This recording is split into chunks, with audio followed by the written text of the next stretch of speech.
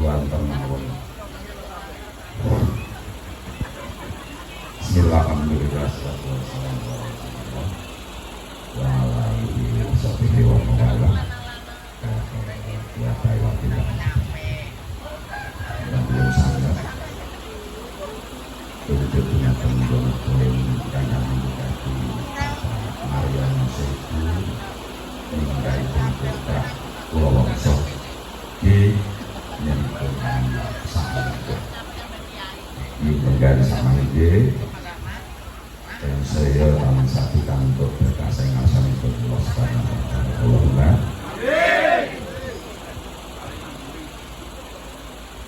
yang sangka ya ampun aku tidak terpikir. Amin.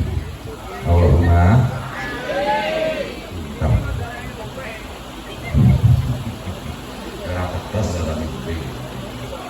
kalau sampun dipun aturaken penyambut kula mari ngaturi Mas Iman dalam jeneng yo pamong pisan sedaya sambil kemari senajan kamu dua rawani ra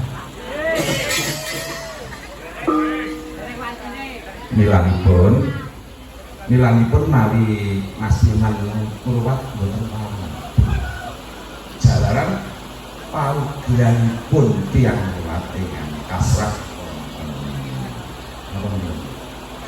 serat nanti ngeten punggilipun ngeten minangka paugeranipun dalang kangasta Murwat Murwakala datang kene garwa kalih Jaka Duda datang kena iku pomo dipun dados dalang ruwat ora kena lho bojone loro wis nyapro kecuali ora ono kecuali bojone kedah pun sunggal yo ora pareng nakal bojone sitok yo lho adatipun rumiyin rikala semanten dalang ruwat menika nganasma Kiai Panjangmas garwanipun menika Nyai Panjangmas.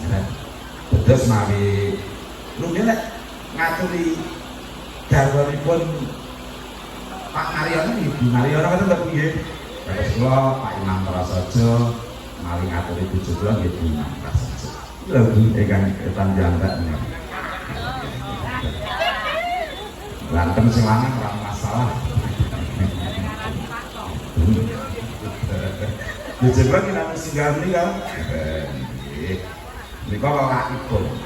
Yen menawi garwa kali ya mboten usah kuat. Ngaten nggih. Usah nggih yang mulian samangge. Kajat kawinanipun Pak Mariono putra kula Wongso Sinten. Ini Allah Subhanahu wa Ta'ala.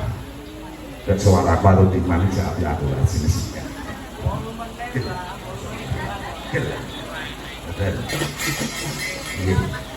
Kalau sampun dipun aturaken nyun sewu Pak menika mawi ruwatan jemblung menika insyaallah mangke kula ngadopsi saking versi wayang kulit mawi pendidikan ruwatan ngagem pinggit karo ta wayang kulit niku kedah wonten keliripun. Dados menika semi dados ruwatan santri nggih ruwatan budaya cilik. Kula sampun dipun aturaken kaliyan Mas Iman. Bilih sinten to bocah ingin nandhang Sukerto denggo trimala mboten sanes janipun menika dipun serat wonten pirang-pirang wedha. Wonten wedha centini menika nyebataken bilih tiyang ingkang nandhang Sukerto menika cacahipun wonten 100 kawan dosa. Sekarang kapiran dados 3 ruwat gedhe, ruwat tengah, ruwat cilik. Nyebataken malih wonten wedha Murwakala Yasa Mangkunegaran menika nyebataken cacahipun tiyang Sukerto menika wonten 136. Iki dipun perang dados 3 ruwat gedhe, ruwat tengah, ruwat cilik. Lah ing dados saburan ngantos sak mangke nggih menika serat pangruwat kathah Murwakala cacahipun bocah Sukerta menika wonten selawe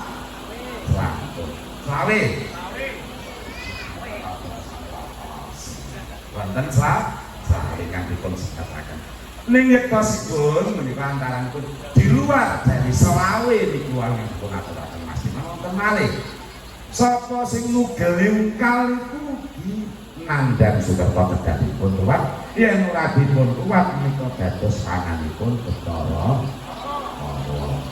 Nah, wong nandur kawula nek ngarepan ora dianjang-anjangi njur ngelolor niku kedahipun ruwat jalaran apa yen wonten Bathara Kala berguron larang bocah Sukerta nyampar lalu sok tiga niku kedahipun ruwat yen boten dipun ruwat mangke dados panganipun Bathara. Wong wadon golinge dandang, gele dandang niku nggih kedah dipun ruwat. Jalaran niku nandhang Sukerta menawi boten dipun ruwat niku dadi pangane Bathara. Nggih niku Pak Dalang nggih. Ane sewu penjangkone namung cemplong. Penjangkone namung manjing. Namung nanggap jenenge elek-elek yo 5 juta. Nggih lho. Niku napa mboten wonten nipunipun menawi wonten tebusanipun ane sewu Pak Dalang ane sewu. Kula ki nek ndelok bojo kula nggih wonten Bu. Kok wong wadon niku mecahke dandang kok golingke dandang. Niku dadi wong Sukerta kedah dipun ruwat. Tebusane lek ora ndek dhuwit piye dicelukke santri dipun dongani niku sami dipun ruwat. Sami. Mun sewu Pak Dalang kula manut kula tindang santri ya lek 40. Berasa kula nggih larang. Nah, dipun lawi ndak pecah kene wong nggih nyocot elek nggih Pak Pitik kok didukung dhewe Pak Dalang yang sewu napa mboten dawaken dalan intunipun napa kok njenengan nang aku mau maksud lho ya nggih mangke dakwatan mangke dipun srambang iki no dalipun monggo wakan dipun wonten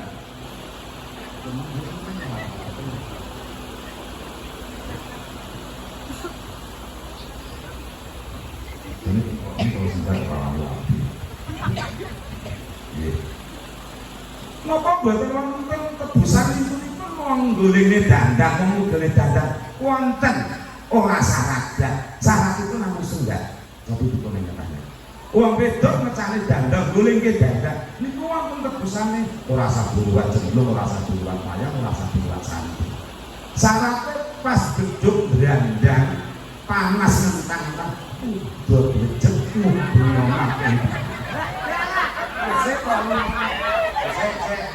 sumpah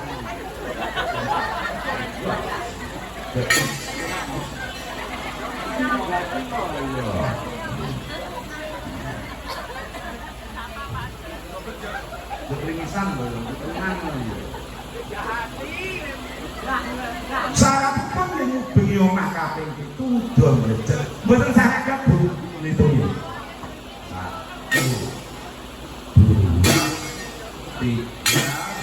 empat pembangunan dalam tindaknya alang-alang nyun saya Pak Dalang umpami pun mau bengomah itu banyak keluar itu kenapa-napa mboten pikantuk bangsa seluruh duit belas randuwe kalau tak ngenani syarat yang mau bengomah itu contoh-contoh umpami mundur pun mundur ya kata-kata aku gak ada ketemu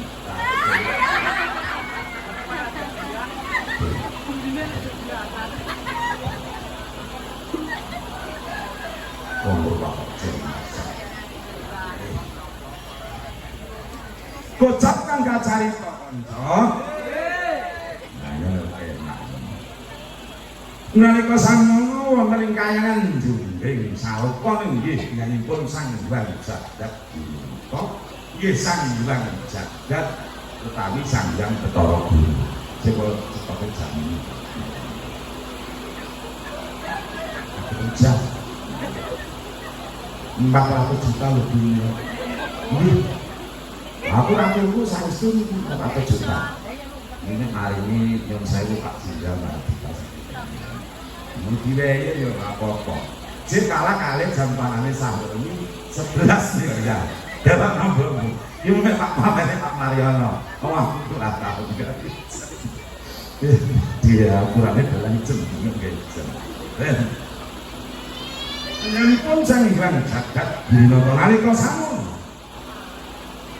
nimbali nggih kami tuaning dewa nggih panjenenganipun sang Hyang Pikulun Bathara Narada niki lho Pak Bathara Guru Mila Jiwika niki cara wonten kelire ngaten swaiki atus sayang ning ngaten iki malah cah dolanan ibu sing beneran panjenengan presa menika sang Hyang Jagat Dinata kami Bathara Guru kula cek nggih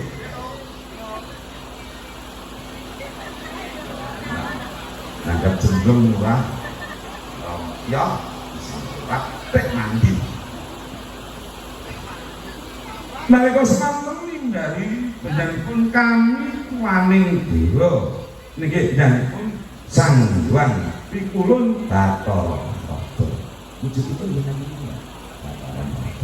kelambine batik ijo NU Ibu nggih NU kami Pak niki jenengipun NU ngaten iki alhamdulillah menika riyoga jeneng sing maune menika mboten ate keton menika nggih sami patenjol ketet atus NU Pak aku ki yo NU ya semar yo keton yo NU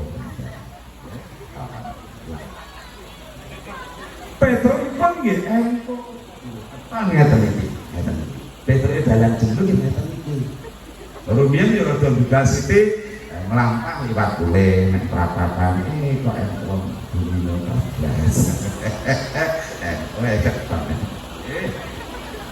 nalika samono panjenenganipun sang Hyang Jagat Dinata lagya nimbali Pikulun Bathara Narada nak yenaken wontenipun gara-gara ingkang mapan wonten ing kahyangan Jumbe Sapaka iki boten kula Pak kenawan nggih keseren dulu Pak Yono Pak Medium ben oh sampun alhamdulillah berarti dibarke jam makan nggih nggih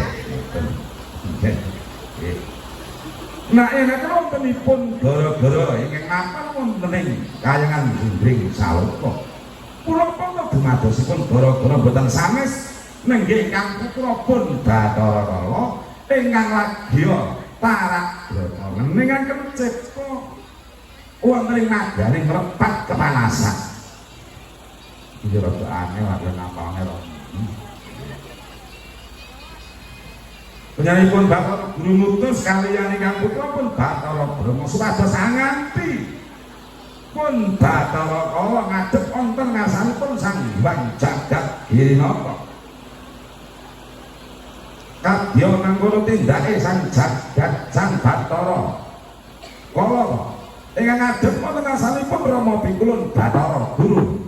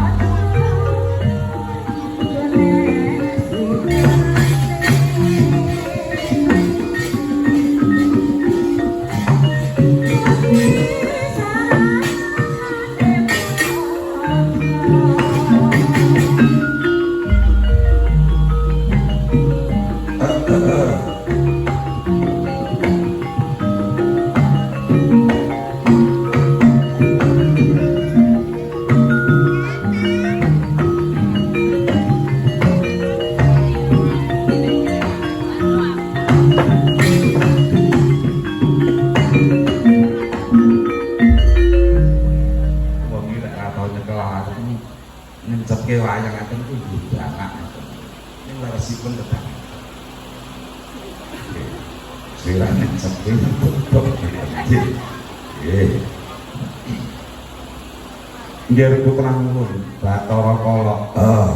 Ana dawuhmu apa Bapak Guru? Ya gini, jeneng kita para bapa ngangge jadi pengamat yali merpat kepanasan pangeh lamun mukal ana wigati kang kok singitke Bathara Kala mara dadi matura prawanipun Rama.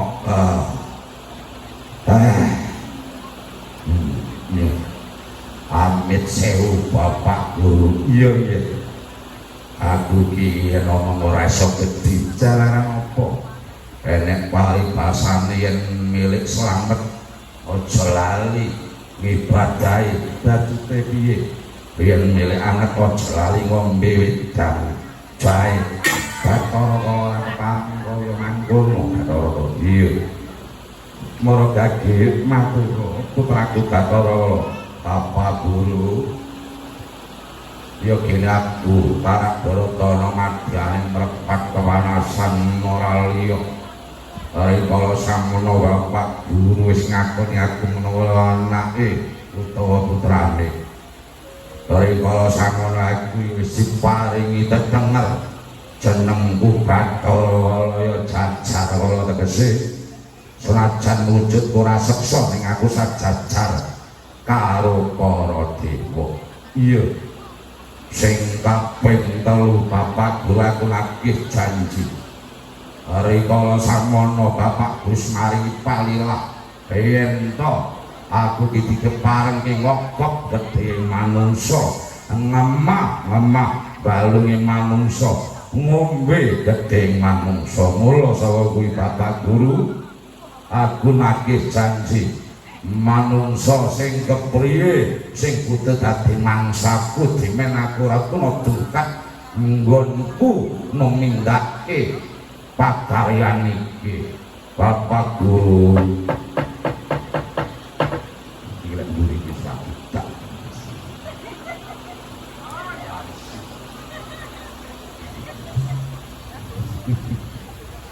Memang ngomong boten dasar wonten Mas.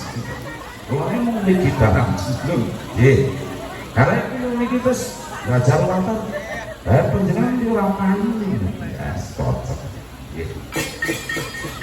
Bathara Kala, panjen bener apa sing kandhak inggih putraku. Jeneng sira jeneng kita tak keparengke mangan wujute manungsa mangsa, wujute manungsa. Ning manungsa sing kok tangan rimau ana titikane utawa tengerane kepriye Bapak Guru. Titikane bocah kang nandhang Sukerta denda trima dadi tangan bono Bapak Griya. Ning aku arep takon apa nggih Bathara Kala kodrat karo wirajat kuwi menang ndi? Ngene bocah nandhang Sukerta sing diaturke karo Mas Timang dalang jemblung cacah selawi kuwi upadunen. Yen kok takokke perkara kodrat karo wirajat kuwi menang ndi, senajan to wis kodratke karo Gusti Kang Maha Agung, ning manungsa duweni menang miradati. Ngono Bapak Guru. Kuwi ati-atinen Bathara Kala. Senajan kok pinandhang Sukerta ning ing bocah kuwi dipagri wujude yen iso maca mantra sing nanggono sak nanggoning awakmu becik sing kirana Bathara Kala. Ngono Bapak Guru. Iya.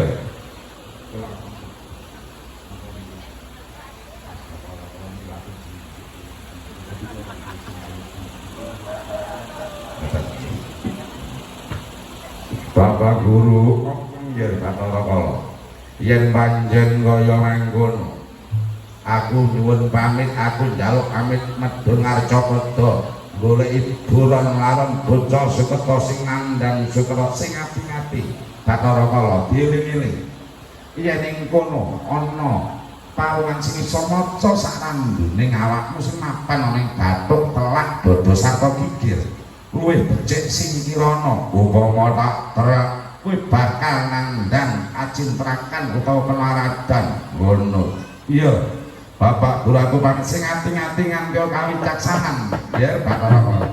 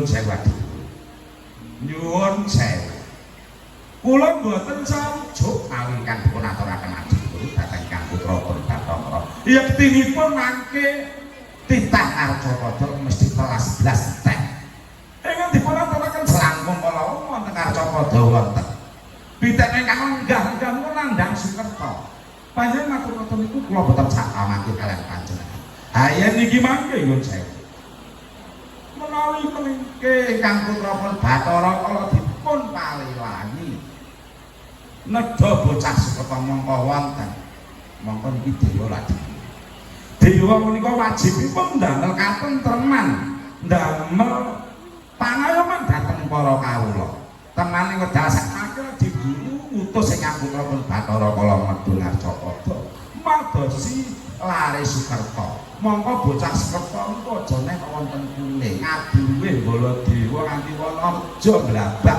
menika wonten kabeh adipun kula mboten sapa mangke ngeten Kakang Narada kados nah iki ngeten yen niki mangke dewa mongko dewa niku wajibun ndamel katentreman mongko ledok ilining banyu wiwit saking inggil mangandhap nek banyu menika saking inggil butet wonten tengah dipun uga dalan jemblung yekti mangke dadi ngandhap nek dados peceren iku nyuwun sewu kula mboten sarujuk mawi mangke dewa mboten dipun percaya kalian para kawula ngeten iki mangke aja nek kok macem malih masang gambar dipun teteli kali bocah kule Kakang Narada inggih menawi mekaten mangsa bareng nyumanggaken Kakang Narada supados sakinipun ngendhek lampahipun Bathara Kala dados panjenengan paling-paling lakah inggih Kakang Narada nyumanggaaken napa barampanipun menyang mandhap Arcapada kula lamun nyumanggaaken dhateng ngaten ajeng Guru menawi ngaten kula badhe pun pamit kula badhe utus kalian anak kula Bathara Brahma Ki Bathara Wisnu medhun Arcapada ngendhek lampahipun Bathara Kala